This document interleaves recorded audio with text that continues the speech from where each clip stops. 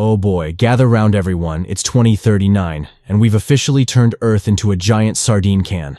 There's people everywhere, and it's like a Black Friday sale but for oxygen. So, the United Nations, in their infinite wisdom, decides, hey, let's make a yearly 5% people clearance sale, by shooting people in the head, of course, to control population, and thus, the United States, always ready to jump on a bizarre bandwagon, rolls out the thinning, a test to judge who is worthy of the life they were given, like Thor is worthy of his hammer. Because why solve problems when you can just not?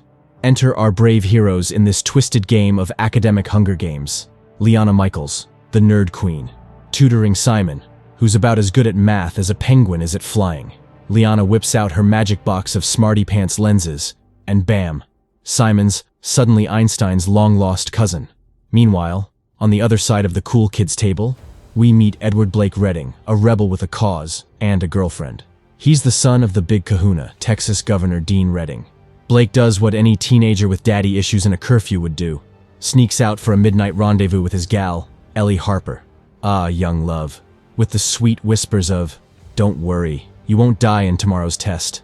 But uh-oh, Daddy's goon squad crashes the party, and Blake gets dragged back to face the music. Dean, embodying every disappointed dad's stereotype, scolds Blake for his late-night escapades. Ellie's a distraction, he says, probably while polishing his Father of the Year trophy. The next day is D-Day, or should I say, T-Day, for test day. It's like a scene from a dystopian high school movie. Kids lining up, getting frisked for cheat sheets, because heaven forbid they cheat death and algebra. Blake, in a moment of sheer desperation, asks Liana for her magic lenses, but whoops, she's fresh out. Drama. Inside, it's every student for themselves. Liana's cracking numbers like she's the human calculator, and her buddy Kellen's sweating bullets. Tick-tock, the clock's running out, and bam, results are in. The teacher starts reading out the names of the not-so-lucky ones like it's the world's worst bingo game. Cue the waterworks and panic. The losers get dragged off by guards who probably failed their own share of tests once upon a time. But hey, Liana, Kellen, and Blake are safe. High fives all around. Plot twist. Ellie's name gets called. Oh no, not the girlfriend. Blake, in a heroic but let's face it, doomed to fail attempt, tries to play Prince Charming. He calls Daddy Dearest to pull some strings, but Dean's like, nah, rules are rules. So Blake, in a burst of teenage angst and heroism, decides to take on the guards. Spoiler alert, it doesn't go well. A year has zipped by, and it's almost time for the annual culling of the herd. I mean, the thinning test. Enter our favorite worrywart, Laina, now worried about her little sister Corinne's debut in the world's most twisted academic challenge. Ding dong, who's there? It's Ms. Birch, a teacher who's basically adopted Liana and Corinne post their mom's exit stage left. She's doing her best to be the chill pill to Liana's rising panic meter. But let's face it, calming down Liana is like trying to soothe a cat in a bathtub. Meanwhile, Blake, our resident teen rebel with a cause, is cooking up a plan in his room. He's recording a video manifesto, planning to flunk the test on purpose. Why? To teach Daddy Dearest a lesson, of course. Because nothing says take that dad like a failing grade in a death test. Fast forward to D-Day. Liana drops Corinne off at what has to be the world's grimmest kindergarten, where they're treated to a cheerful cartoon about why it's cool to chop off 5% of the population annually. Talk about Saturday morning, cartoons gone wrong. Now, it's time for the kiddie version of the thinning. The teacher's got that I'm about to cry into my wine later look. But hey, good news, Corinne passes. That's one less thing for Liana to stress about. Cut to Liana and Kellen, who are about as excited for their test as cats are for water. They zip through the exam, but hold on to your hats, because Governor Dean finds Blake's rebellious little home movie and goes from zero to livid real quick. He rings up Mason King, the test honcho, and orders a score switcheroo to save Blake's behind. Results time, and surprise. Liana's name gets called. She's failed. Ms. Birch tries to play the she's my best student card, but no dice. She slips Liana a key card, faster than a magician with a trick up his sleeve. Blake, meanwhile, is scratching his head at his miraculous pass and decides to ditch the celebratory bash. He's got a sneaky plan involving beating up guards and playing Mission Impossible in the control room.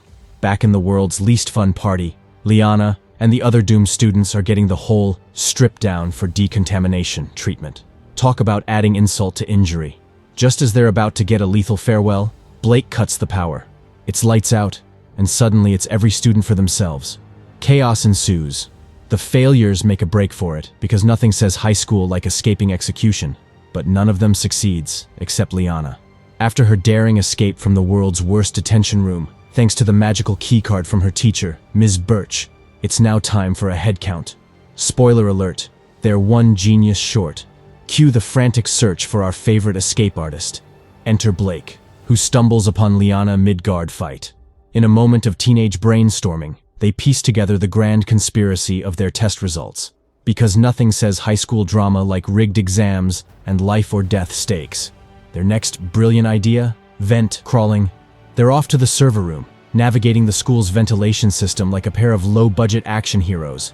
Meanwhile, outside, news of the school's lockdown is spreading faster than gossip in a cafeteria, sending parents into a frenzy.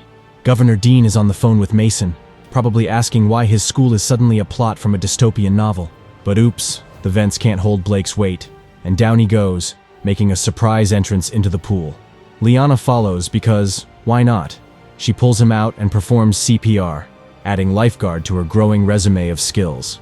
Now in snazzy pool locker clothes, they're back in the vents, mission server room. But wait, there's a guard. And oh no, the keycard takes a dive down the vent. Laina's new plan, magnet fishing. Off to the science lab they go because apparently this school has everything. In the lab, they make a sound because stealth is clearly not their forte, attracting Mr. Guard. Laina makes a break for it, but Blake is stuck playing hide and seek. Laina, back in the vents, starts her magnet fishing expedition, and who catches the keycard?